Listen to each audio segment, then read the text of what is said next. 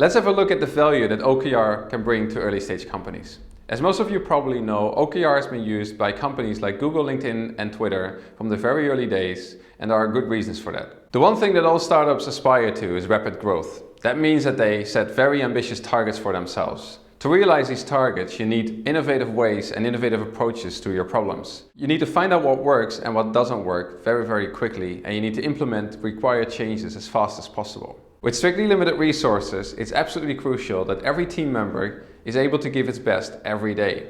Most of the required capabilities are already in your team, but it's up to you to make sure that you utilize these resources in the best possible way. Stretching the capabilities of your team and finding out what its real limits are also helps you to decide what your future hire should be. The first thing you need to get in place is your mission and vision. This will help you unite your entire team under a common goal.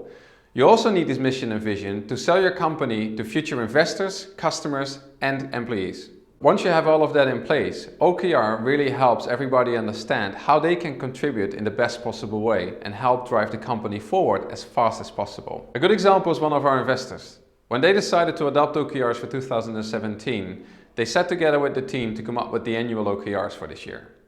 They actually realized that that was a more complicated exercise than they thought it would be, so they looked at their mission and vision for inspiration. Then they realized they didn't have a mission and vision, so they decided to get that in place first. Once they got through that exercise, the mission and vision of the company was clear. The entire team knew exactly where the company wanted to be at the end of the year. That made everything much more transparent, much more clear, and every team member was much better able to decide themselves what they could do and how they could contribute to help push the company forward and actually be where they wanted to be at the end of the year. A good thing to realize when working with OKR as an early stage company is that the cadences on which you set OKRs could be much shorter for you, or should be much shorter. Typical companies set OKRs on an annual level, which are the strategic OKRs, and on a quarterly level, which are the tactical OKRs.